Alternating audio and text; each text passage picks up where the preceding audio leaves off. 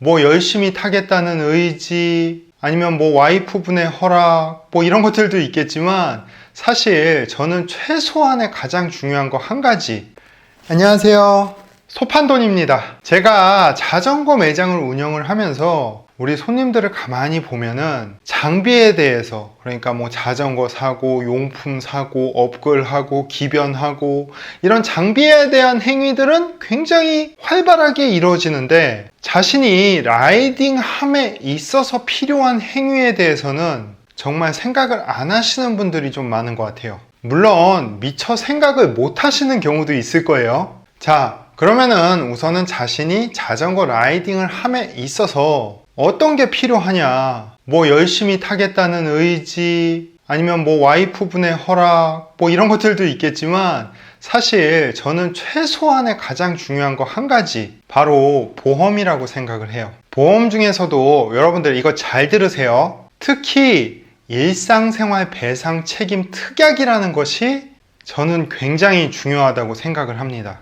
매장을 하니까 굉장히 많은 손님들, 굉장히 또 많은 라이더들을 만나면서 여러 사례를 보고 듣고 할 거 아니에요. 근데 자전거 관련돼서 자신이 실수한 부분에 대해서 이런 보험의 준비가 안 돼 있다 보니까 굉장히 크게 부담감을 갖고 비용을 지불한다든지, 비용을 지불하고 나서 현타가 와갖고 자전거 좀 정냄이 떨어진다, 안 탈래, 이러시는 경우들도 좀 많이 봤어요. 근데 이렇게 자신들이 자전거 관련된 실수나 아니면 일상생활에서 저지른 실수 때문에 타인에게 신체적이나 아니면 물질적으로 피해를 줬을 때 이 부분에 대해서 큰 부담을 안 느끼시려면은 저는 일상생활 배상 책임 특약 정도는 꼭 들어두시라고 좀 조언 드리고 싶어요. 예전에 이런 경우가 있어요. 한 부부 내외분이 계신데 남편분이 매일 자전거로 출퇴근을 하다가 한날은 자전거를 출근을 안 해갖고 아내분이 물어보니까 자전거 튜브가 펑크가 나갖고 자전거를 못 타고 출근을 하셨다는 거예요.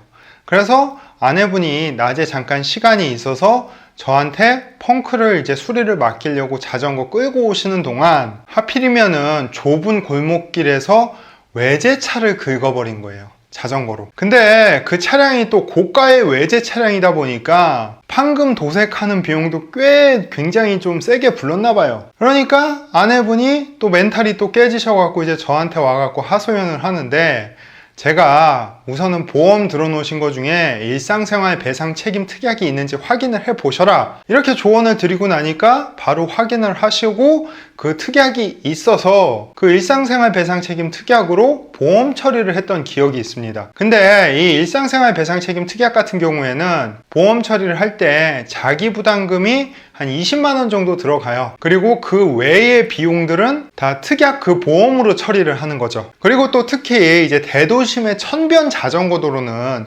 주말이나 아니면 평일 저녁에 사람들이 굉장히 바글바글해요. 이러한 상황에서 자전거 타다가 전방 주시를 좀 잘 못했다든지 이런 경우에는 순간에 또 사고가 날 수 있거든요. 이렇게 사고가 발생했을 때 보통 인사사고 같은 경우는 기본이 2주부터 시작을 합니다. 그럼 2주에 대한 그 병원 치료비 이런 것도 물어줘야 되고, 또 물론 이제 뭐 과실률에 따라서 약간 차이가 있겠지만 아무튼 이 내가 낸 사고에 대해서 배상을 해줘야 되잖아요. 그랬을 때 갑자기 또 큰 돈이 나가면은 굉장히 멘탈 깨지시는 분들 많을 거라고. 그래서 이러한 혹시 모르는 사고를 대비해서 라이딩 하신다면은 라이딩 하시기 전에 자전거 구매하고 뭐 헬멧, 자기 보호를 할 수 있는 헬멧이라든지 보호장구 구입한 다음에 우선은 일상생활 배상 책임 특약이 내가 들어져 있는지 한번 확인하시고, 없다면은 이게 대략 요즘에 정확한 가격을 모르겠는데 한 2, 3만 원 정도 할 거예요.